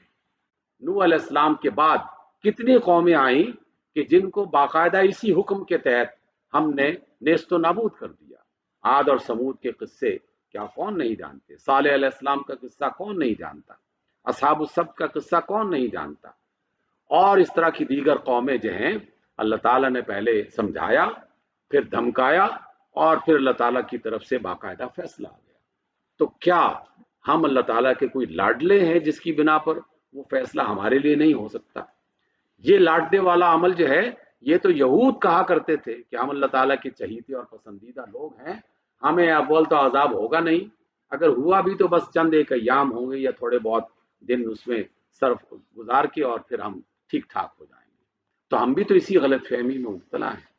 اس اعتبار سے اللہ تعالیٰ نے یہ بات ارشاد فرمائی ہے کہ ہم نے کم اہلکنا، کتنے ہی ہم نے ہلاک کر دیے اس سے پہلے اتنی جماعتیں اور قومیں۔ قرون عربی زبان میں کئی معنی میں استعمال ہوتا ہے، لیکن جہاں کہیں اس طرح کے کانٹیکس میں آتا ہے تو اس کا مطلب جو ہے وہ قومیں اور جماعتیں ہوا کرتی ہیں۔ وَكَفَى بِرَبِّكَ بِذُنُوبِ عِبَادِهِ خَبِيرًا بَصِيرًا، یہ بھی مت جاننا کہ ہم تمہارے اعمال سے اور تمہارے کرتوتوں سے ناواقف ہیں، ہم تک کوئی خبر پہنچے گی تو پھر ہم فیصلہ کریں گے۔ اللہ تعالیٰ کے لیے وہ خود فرماتے ہیں کہ ہم اپنے بندوں کے اعمال اور ان کے کرتوت اور ان کے کام ان کے بارے میں بالکل پورے طریقے سے باخبر ہیں، اور ہم دیکھ رہے ہیں، خبیرہ بھی ہیں اور بصیرہ بھی ہیں، وہ جانتا بھی ہے اور وہ خود دیکھ بھی رہا ہے، وہ باقاعدہ اس کیفیت میں ہے۔ آخری آیت پھر جیسے آپ فرمائیں گے تو ہم اس کے ساتھ آپ جب بتائیں گے وقت کے اعتبار سے، یہ آیت بھی ہمیں ضرور سمجھنی چاہیے۔ اللہ رب العزت فرماتے ہیں یہ ہم سب کے لیے ہے۔ پہلی والی آیت ہم کہہ سکتے ہیں کہ عمراء کے لیے ہے، زرداروں کے لیے ہے اور طاقتوروں کے لیے ہے، تو ہم بھی اپنے آپ کو الگ نہ سمجھیں، اللہ کی یہ کتاب ہم سب کے لیے رہنمائی کا ذریعہ ہے۔ اللہ فرماتے ہیں من کان یرید العاجلۃ عجلنا له فیہا ما نشاء لمن نرید۔ کیا خوبصورت اسلوب ہے اللہ تعالیٰ کا کہ دنیا میں جو شخص ہم سے جلد ملنے والا فائدہ طلب کرتا ہے، عاجلہ کا معنی ہے جلدی ملنے والی کوئی چیز، جلدی ملنے والا فائدہ، اور اسی وجہ سے عاجلہ پوری دنیا کو بھی قرآن مجید کی زبان میں عاجلہ کہا گیا، احادیث کی زبان میں عاجلہ کہا گیا، کیونکہ اس زندگی میں جو کچھ مل رہا ہے وہ جلد ہی مل رہا ہے، اور یہ زندگی اس کی حقیقت ہی کچھ نہیں ہے، یہ دنیا و ما فیہا اس کی بھی حقیقت کچھ نہیں ہے، تو اس کو عاجلہ بھی کہا گیا۔ اور انفرادی اعتبار سے بھی انسان جلد باز ہے، اور جو فوراً ملنے والا منافع ہے اس کی طرف زیادہ لپکتا ہے۔ تو اللہ نے فرمایا کہ من کان یرید العاجلۃ عجلنا له فیہا، جو بھی فوراً ملنے والا فائدہ اس کی طلب کرتا ہے تو ہم اس کو فوراً دیتے ہیں، لیکن جتنا چاہتے ہیں اور جس کو چاہتے ہیں۔ ایسا نہیں ہے کہ ہر بندے نے جو چاہا اس کو مل گیا، اس میں بھی اللہ تعالیٰ کی طرف سے باقاعدہ ان کی اپنی مرضی کے مطابق فیصلے ہوتے ہیں۔ چاہنے کو تو ہم سب بے شمار چیزیں چاہتے ہیں، لیکن ہر ایک کو اس کی چاہت کے مطابق نہیں ملتا۔ اللہ تعالیٰ جس کو جتنا چاہتا ہے وہ عطا کر دیتا ہے۔ اس لیے فرمایا کہ ما نشاء، جو ہم چاہتے ہیں، لمن نرید، جسے ہم چاہتے ہیں۔ پھر تمام تر غفلتوں اور فسق و فجور اور ناکامیوں نافرمانیوں کے باوجود بھی اگر کسی کو دنیا کی عزتیں اور دنیا کی مال و دولت اور اس کے علاوہ دیگر نعمتیں میسر ہیں، تو حقیقت میں وہ شخص بہت بڑے نقصان کو پانے والا ہے۔ اللہ تعالیٰ کی طرف سے اسے ایک طرح کی ڈھیل دی گئی ہے، اور پھر جب وہ پکڑتا ہے تو شدید انداز میں پکڑتا ہے۔ پھر اللہ نے فرمایا کہ ثم جعلنا له جہنم یصلاها مذموما مدحورا، پھر ہم اسے جہنم میں جب وہ ڈال دیتے ہیں اور اس کی طرف اس کا ٹھکانہ ہوتا ہے، مذمت کیا ہوا، دھتکارا ہوا وہ شخص، یعنی اسے رسوائی بھی دی جاتی ہے، رسوا بھی کیا جاتا ہے، اور اس کے ساتھ ساتھ اپنی جناب سے دھتکار بھی دیا جاتا ہے، اللہ کی رحمت سے اسے دور کر دیا جاتا ہے۔ تو یہ عذاب کی مختلف شکلیں ہیں۔ کسی شخص سے اگر نیکی کی توفیق چھن جائے تو یہ اللہ تعالیٰ کے ناراض ہونے کی ایک علامت ہے۔ کسی شخص سے برائی سے بچنے کی توفیق جو ہے یہ چھن جائے تو یہ اللہ تعالیٰ کے ناراض ہونے کی ایک شکل ہے، اور جس سے اللہ راضی ہوتا ہے اس کے لیے نیکی کرنا آسان بنا دیتا ہے، اس کے لیے برائی سے بچنا آسان بنا دیتا ہے۔ ان تمام پیمانوں سے ہم اپنا جائزہ لے سکتے ہیں کہ کیا میرا نیکی کا کرنا عمل جو ہے وہ میرے لیے زیادہ آسان ہے، کیا مجھے اس پہ زیادہ رغبت محسوس ہوتی ہے، یا ہم جو ہے وہ بادل ناخواستہ جو ہے وہ اس نیکی کے کام کو کرنے کی کوشش کرتے ہیں کہ ابا جان نے حکم دے دیا ہے اور کوڑا سامنے ہے تو اس وجہ سے ہم یہ کام کر رہے ہیں، یا فلاں کوئی اور مشکل پڑ گئی ہے تو صرف اس کے ڈر سے ہم یہ کام کر رہے ہیں۔ جس کام میں رغبت پیدا ہو جائے تو در حقیقت یہ اللہ تعالیٰ کی طرف سے ایک بہت بڑا انعام ہے۔ سامعین گرامی، یہاں اس موقع پر ایک چھوٹی سی چیز آپ سے شیئر کرنا چاہتا ہوں، ممکن ہے وہ کرامت ہو اور ممکن ہے اس کو مزید بہتر بنایا جا سکتا ہے۔ اکثر لوگ پوچھتے ہیں جناب دعا کس گھڑی میں منظور ہوتی ہے؟ کون سا ایسا لمحہ آتا ہے کہ جب دعا منظور ہوتی ہے؟ کون سا ایسا طریقہ ہے کہ جس کی بنا پر دعا منظور ہوتی ہے؟ کبھی یہ بھی پوچھا جاتا ہے کہ جناب کون سا ایسا عمل ہے جس کے بعد دعا جو ہے وہ منظور ہوتی ہے؟ قرآن و سنت کی تمام تر ہدایات جو ہے وہ ان کو سامنے رکھتے ہوئے ایک اور چیز بھی جو مجھے اپنی زندگی میں محسوس ہوئی وہ یہ ہے کہ ہر وہ لمحہ اللہ تعالیٰ کے ہاں قبولیت کا لمحہ ہوتا ہے جب انسان پوری توجہ کے ساتھ اور پورے یقین کے ساتھ اللہ تعالیٰ سے کوئی بات جو ہے وہ مانگتا ہے یا کوئی طلب کرتا ہے۔ کوئی بھی ایسا لمحہ، وہ دن کا ہو، رات کا ہو، جمعے کا ہو، پیر کا ہو، کسی بھی دن کا ہو، مکے میں ہو، پاکستان میں ہو، یہ کوئی بہت زیادہ چیز اہم اللہ تعالیٰ کے یہاں نہیں ہے۔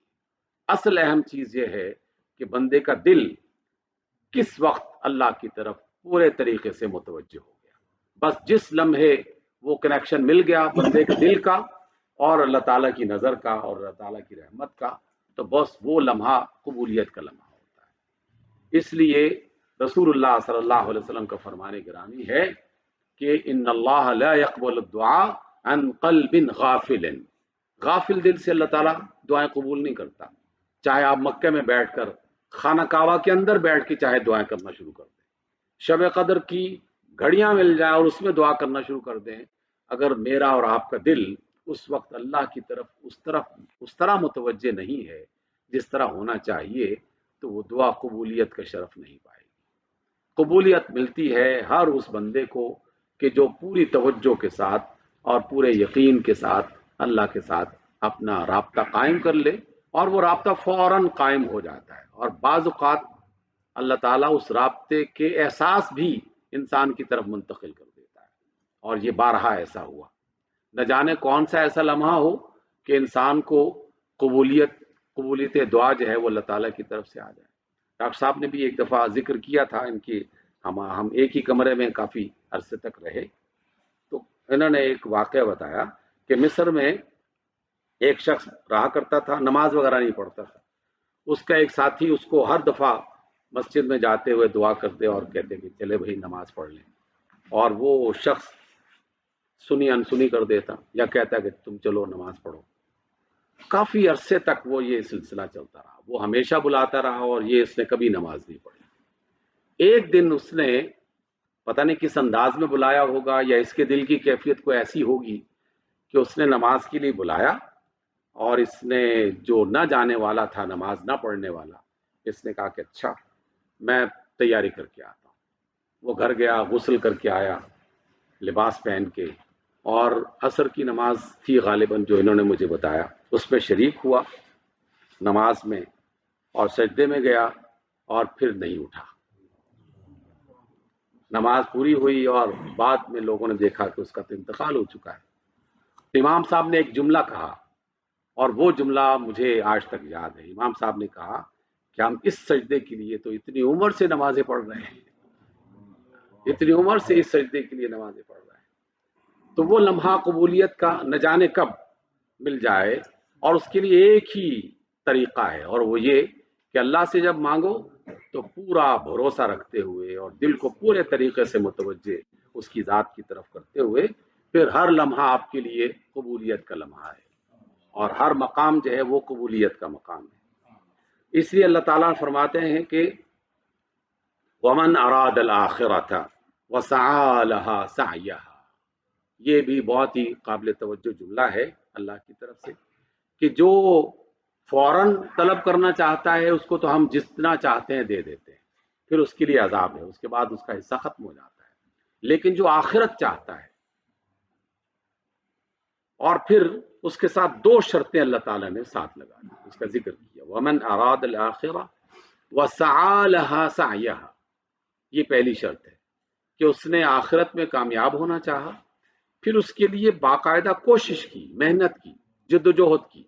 سعی کا لفظ تو سبھی جانتے ہیں، ہم صفا مروہ کے درمیان میں سعی کرتے ہیں، دوڑتے بھاگتے ہیں، کوشش کرنا. جس نے آخرت چاہی تو اس کا صرف چاہنا کافی نہیں ہے، اس کے لیے اللہ تعالیٰ نے کوشش کرنا، جدوجہد کرنا شرط لگا دی اس بات کی. وَهُوَ مُؤْمِن، اور دوسری شرط یہ ہے کہ وہ صاحب ایمان بھی ہو. اگر وہ صاحب ایمان بھی ہے اور وہ کوشش بھی کر رہا ہے، فَأُولَٰئِكَ كَانَ سَعْيُهُمْ مَشْكُورًا، تو بس ایسے ہی وہ لوگ ہیں کہ جن کی کوشش کو اللہ تعالیٰ برابر کرے گا اور وہ اللہ تعالیٰ کی طرف سے انعام کا مستحق ہو جائے گا، اور وہی قدردانی کے لائق ہوگا. مشکورہ جو ہے یہ قدردانی کے معنی میں یہاں اس کی کوشش اللہ کے ہاں جو ہے وہ قدردانی کا حق اسے مل جائے گا، گویا کہ اللہ تعالیٰ اس کی اس عمل کو اور اس نیکی کو قبول فرما لے گا. پھر اللہ نے فرمایا کُلًّا نُمِدُّ هَؤُلَاءِ وَهَؤُلَاءِ، جنہوں نے دنیا طلب کی تھی ان کو بھی ہم دیتے ہیں، اور جنہوں نے آخرت طلب کی تھی ان کو بھی ہم دیتے ہیں. من عطاء ربک، تیرے رب کی عطا کی طرف سے ان کو بھی ملتا ہے اور ان کو بھی ملتا ہے. وما كان عطاء ربک محظورا، یہ ہمیں بتایا گیا ہے، اور ہم میں سے بہت سارے لوگوں کے ذہنوں میں جو غلط فہمی ہے اس کو دور کیا گیا. بہت سے احباب یہ پوچھتے ہیں کہ جناب ایمان تو ہم نے لایا، ہم لا چکے ہیں، اور اللہ پر، رسول پر، آخرت پر ہمارا ایمان ہے، قرآن ہم مانتے ہیں، اور جتنی بھی ترقیاں ہیں اور جتنی بھی بہتری کے معاملات ہیں وہ سب کے سب امریکہ، برطانیہ، فرانس، چین، جاپان کے لیے ہیں، ایسا کیوں ہے؟ تو اللہ تعالیٰ نے ایک تو اس کا جواب رسول اللہ صلی اللہ علیہ وسلم کے اس فرمان میں آپ کو ملے گا، اور وہ یہ ہے کہ اللہ رب العزت اس قرآن کی وجہ سے قوموں کو ترقی عطا فرماتا ہے، اور اس قرآن کو چھوڑ دینے کی وجہ سے انہیں زوال پذیر کر دیتا ہے. اور تمام تر مفسرین اس بات پر متفق ہیں کہ یہاں اس کا مطلب یہ ہے کہ جو قوم بھی قرآن مجید کے اصولوں پر عمل کرے گی اسے دنیا میں بھی اللہ تعالیٰ ترقی دے گا، اور جو قرآن کے اصولوں کو نظر انداز کر دے گی وہ دنیا میں بھی زوال پذیر ہوں گے. اور دوسرا یہ فرمایا گیا کہ دنیا اللہ تعالیٰ نے بنائی ہے، اور اس میں جو بھی زیرو آیا ہے، انسان ہو، درخت ہوں، جانور ہوں، پرندے ہوں، کیڑے مکوڑے ہوں، ان سب کا رزق اللہ تعالیٰ نے اپنے ذمہ لے رکھا ہے. تو اس نے سب کو ان کی ضرورتوں کے مطابق اور اللہ تعالیٰ کی اپنی مرضی کے مطابق ان کو دینا ہی دینا ہے. تو کبھی ایسی دعا جو کی جائے کہ اللہ ہمیں تو دے اور ان کو محروم کر دے، اللہ تعالیٰ کے ہاں اس دعا کی کوئی حیثیت نہیں.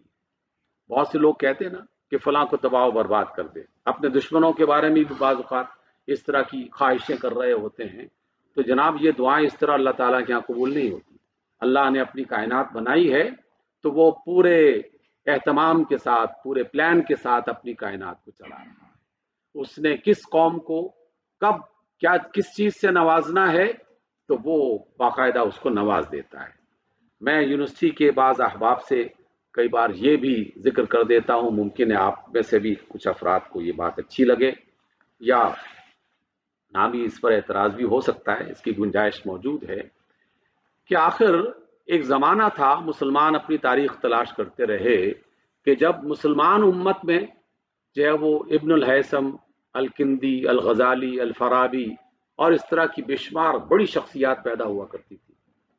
کیا اب امت بانجھ ہو گئی ہے؟ کیا اللہ تعالیٰ کا فضل جو ہے وہ کم ہو گیا ہے؟ امت تو امت ہی ہے، رسول کو مانتی ہے، آخرت کو مانتی ہے۔ اب جو ہے وہ آئنسٹائن وہ جو ہے وہ ان ممالک میں کیوں پیدا ہوتے ہیں، ہمارے ممالک میں آئنسٹائن کیوں پیدا نہیں ہوتا؟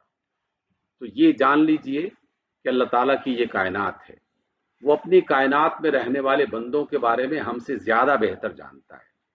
وہ یہ زیادہ بہتر جانتا ہے کہ اس وقت کون سی قوم کس قابل ہے کہ اگر وہاں الغزالی پیدا کیا جائے تو وہ اس کی قدر کر سکے، وہاں آئنسٹائن پیدا کیا جائے تو وہ اس کی قدر کر سکے۔ تو جس قوم کے اندر یہ صلاحیت نہیں ہے تو وہاں پھر ایسے لوگ ہی پیدا ہوں گے، جیسے ہم دیکھ رہے ہیں اپنے ملک کے حالات کے اعتبار سے، پھر ان کے قائدین اور ان کے اساتذہ اور ان کے لوگ رہنمائی کرنے والے اسی طرح کے ہوں گے۔ تو اللہ تعالیٰ بڑی دانائی اور حکمت کے ساتھ ان چیزوں کے فیصلے فرماتا ہے۔ اللہ تعالیٰ نے یہ بات ارشاد فرمائی کہ اللہ کی عطا جو ہے اس کو وہ روک کوئی نہیں سکتا۔ اور پھر ہم اس آخری بات کو سمیٹنے کی کوشش کرتے ہیں۔ ویسے تو ساری ہی آیات اس قابل ہیں کہ ان کو دہرایا جائے، لیکن آپ حضرات سے میری گزارش ہوگی کہ آپ کو فرصت ملے تو اس کے بعد والی آیات جو ہیں اس کو بطور خاص ضرور پڑھیے گا۔ میں صرف 2-3 آیتیں بطور خاص اس مجلس میں جو نوجوان اور بچے ہیں ان کے لیے بھی پڑھنا چاہتا ہوں۔ اللہ رب العزت فرماتے ہیں، انظر کیف فضلنا بعضهم على بعض وللآخرۃ اکبر درجات واکبر تفضیلا، کہ دیکھو ہم نے دنیا میں بھی بعض قوموں بعض افراد کو کس طرح ایک دوسرے سے زیادہ بہتر بنایا، فضیلت عطا کی، لیکن جان لو کہ آخرت میں جو فضیلتیں ہوں گی نا وہ بہت ہی عظیم الشان ہوں، بہت ہی عظیم الشان۔ اس کا بھی انسان جتنا ذکر کرنا چاہے وہ کم ہے، کم ہے۔ اللہ کے رسول صلی اللہ علیہ وسلم نے ایک بار ارشاد فرمایا کہ جنت میں جب اہل جنت کو بھیجا جا چکا ہوگا تو وہاں جو نچلے والے طبقات میں، اور جنت کا نچلے والا طبقہ بھی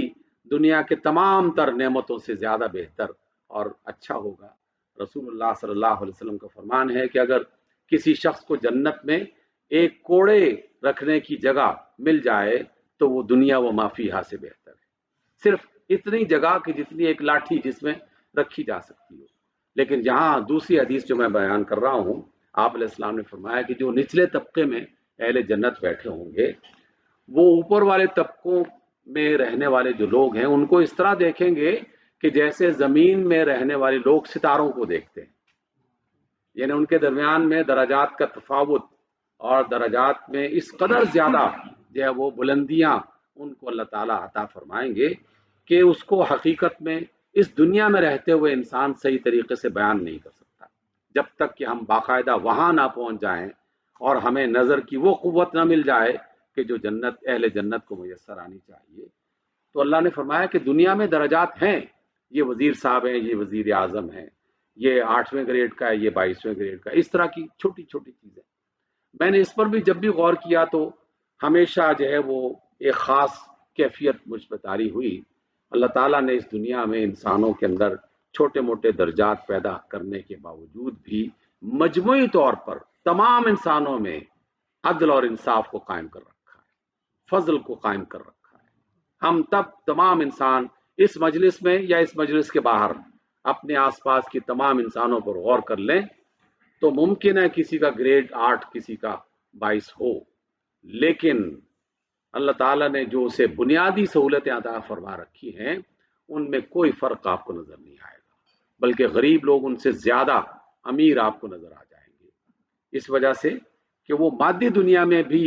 یہ درجات اللہ تعالیٰ نے دنیا میں اس طرح کے نہیں رکھے۔ میں نے ضیاء الحق اور اس طرح کے کئی صدور کے ہاں جب کھانے کی نوبت آئی تو وہاں پر بھی ہم نے کئی بڑے لوگوں کو کھانے کی ٹیبل پر کھڑے ہوئے پلیٹ ہاتھ میں پکڑ کے پریشانی کے عالم میں دیکھا اور کہا کہ کھانا تو بہت اچھا ہے لیکن ہمارا معدہ اس کے قابل نہیں ہے، ہمارے دانت اس کے قابل نہیں ہے، ہماری زبان کے لیے یہ جو ہے وہ ہم اس کو کھا نہیں سکتے۔ یعنی اس قدر مجبوری اس مقام پر بھی جا کر دنیا کے بڑے بڑے عمراء کو میسر آتی ہے، اور ہم سب یہ تجربہ کرتے ہیں، دیکھتے رہتے ہیں۔ لیکن جنت میں جو اللہ تعالیٰ درجات عطا فرمانے والا ہے وہ بہت ہی عظیم الشان ہے۔ پھر اللہ نے فرمایا یہ دو باتیں صرف، لا تجعل مع اللہ الہا آخر فتقعد مذموما مخذولا، یہ والی آیت اور اس آیت میں بتایا جانے والا معنی پورے قرآن مجید کا ایک مرکزی معنی اس کی وضاحت کرتا ہے، اور وہ ہے شرک سے اپنے آپ کو بچاؤ۔ اے لوگو، اللہ جو ہے وہ صرف اللہ ہی الہ ہے، اور اس کے ساتھ کسی اور کو الہ بنانے کی کوشش مت کرنا۔ اگر تم نے ایسا کیا تو پھر جان لو کہ تم ذلت پاؤ گے، رسوائی پاؤ گے، اور ناکامی تمہارے حصے میں آ جائے گی۔ اس ناکامی اور ذلت کے ساتھ تم آخرت میں بھی جاؤ گے اور دنیا میں۔ اس لیے یہ بڑے گناہوں میں سے رسول اللہ صلی اللہ علیہ وسلم کا فرمان بھی ہے، قرآن مجید میں بھی کہا گیا ہے کہ شرک سے بچو، کیونکہ ہم سارے گناہ معاف کر دیں گے، یہ والا گناہ معاف نہیں کریں گے۔ جس نے میری ذات میں کسی اور ہستی کو، کسی اور شخصیت کو شریک کرنے کی کوشش کی تو اسے جان لینا چاہیے کہ اس کا انجام بہت ہی برا ہوگا۔ اس کے فوراً بعد قرآن کے دیگر مقامات پر بھی یہ والی ترتیب پائی جاتی ہے، اور اس پر ہم آج کی گفتگو کو ختم کریں گے۔ اللہ فرماتے ہیں وَقَضَىٰ رَبُّكَ أَلَّا تَعْبُدُوا إِلَّا إِيَّاهُ، اللہ تعالیٰ نے فیصلہ کر دیا ہے، اور وہ تمہارا جو رب ہے اس نے فیصلہ کر دیا ہے کہ اس کے سوا عبادت کے لائق کوئی اور نہیں ہے۔ پھر فوراً ہی بات کیا کہا، وَبِالْوَالِدَيْنِ إِحْسَانًا، اللہ نے حکم دیا ہے کہ والدین کے ساتھ اچھا سلوک کرنا۔ اما یبلغن عندك الكبر احدهما او كلاهما فلا تقل لهما اف ولا تنهرهما وقل لهما قولا كريما، یہ تو باقاعدہ دعا بھی ہے اور اللہ تعالیٰ کا حکم بھی ہے۔ اللہ نے فیصلہ کر دیا کہ والدین کے ساتھ اچھا سلوک کرنا، چاہے وہ دونوں بڑھاپے میں پہنچ جائیں یا ان میں سے کوئی ایک۔ فلا تقل لهما اف، انہیں اف تک نہ کہو۔ یہ انسانی زندگی میں جو ہے وہ ایک حقیقت ہے جس سے انکار نہیں کیا جا سکتا۔ جیسے جیسے انسان بوڑھا ہوتا چلا جاتا ہے، عمر میں آگے بڑھتا چلا جاتا ہے، ویسے ویسے اس کے اندر ایک جھنجھلاہٹ سی پیدا ہو جاتی ہے، بے چینی سی پیدا ہو جاتی ہے، کسی بھی معاملے میں وہ صبر زیادہ نہیں کر پاتا، تو اس موقع پر ان کے بچے وہ پریشان ہو جاتے ہیں، اور بعض اوقات وہ اپنی طرف سے غصے کا اظہار کرتے ہیں اور کہتے ہیں کہ بابے کو اتنی دفعہ سمجھا دیا ہے لیکن اس کو سمجھ ہی نہیں آتی۔ 2-4 دفعہ آپ نے مدد کر دی اور تیسری مرتبہ رویہ تبدیل ہو گیا۔ اور پھر تو ہم نے ایسے بھی جو ہے بدنصیبوں کو دیکھا ہے کہ جنہوں نے ماں باپ کو الگ ایک کمرے میں ڈال دیا اور ہفتوں دیکھنے کا موقع نہیں ملتا، ان کا حال پوچھنے کا انہیں موقع میسر نہیں آتا۔ تو اللہ تعالیٰ نے فرمایا کہ انہیں اف تک نہ کہو، اف تک بھی کہنے کی اجازت نہیں ہے۔ اللہ تعالیٰ نے اپنی ذات کے بعد جس ہستی کا، دنیا میں جس ہستی کا ذکر کیا وہ ماں باپ ہے، تو اس لیے بچوں کو اپنے والدین کے لیے لازماً ہمیشہ ہمیشہ ہر حالت میں مہربان ہی رہنا چاہیے، اور اسی بات کا حکم اللہ رب العزت نے فرمایا ہے۔ وَقُلْ لَهُمَا قَوْلًا كَرِيمًا، عزت کے انداز میں ان سے بات کرنی چاہیے، عزت کے انداز میں۔ ذرا سا بھی لہجہ سخت ہو گیا تو مجھے بعض اوقات لگتا ہے کہ ان افراد کی نمازیں اور روزے سب بیکار چلے جائیں گے، کیونکہ اللہ تعالیٰ اس بات پر سخت ناراض ہوتا ہے۔ اس لیے اپنے والدین کے لیے بطور خاص اپنے مزاج میں ٹھنڈک پیدا کرنا، نرمی پیدا کرنا اور ہمیشہ ان کی عزت اور احترام کو ملحوظ خاطر رکھنا، اس میں انتہائی توجہ کرنی چاہیے۔ وَاخْفِضْ لَهُمَا جَنَاحَ الذُّلِّ مِنَ الرَّحْمَةِ، اللہ نے پھر مزید کہا کہ اپنی طرف سے رحمت کے پر ان پر پھیلائے رکھو، یعنی مہربانی کا رویہ مستقل ان کے لیے محفوظ کر لو، چاہے وہ جتنا بھی ناراض ہو جائیں، اس وقت خاموش رہنا، مجلس سے چلا جانا، یہ زیادہ مناسب ہے اس کے مقابلے میں کہ چہرے پر ذرا سی رعونت آ جائے یا غصہ آ جائے یا لہجے میں کوئی کرختگی آ جائے، تو اس کی وجہ سے انسانوں کے اعمال ضائع ہو سکتے ہیں۔ اور اللہ تعالیٰ سے ہمیشہ ان کے لیے دعا کرتے رہیں، جب وہ حیات ہیں تب بھی یہ دعا کرتے رہیں، جب ان کا انتقال ہو جائے تب بھی یہ دعا کرتے رہیں، رب ارحمہما کما ربیانی صغیرا، رب ارحمہما کما ربیانی صغیرا۔ تو اس بات پر ہم آج کی اس گفتگو کو ختم کرتے ہیں۔ اللہ تعالیٰ جو ہے وہ ہمیں باقی تمام آیات ان کو بھی پڑھنے اور سمجھنے کی توفیق عطا فرمائے، اور جو ہم سے غلطیاں کوتاہیاں اس سے پہلے ہو چکی ہیں وہ اپنی رحمت خاص سے ان سے درگزر فرمائے، اور زندگی کے جو لمحے اس نے ہمارے لیے نصیب میں رکھے ہیں ان زندگی کے لمحوں کو اپنی اطاعت کے لیے مخصوص کر لیں۔ اقول قولی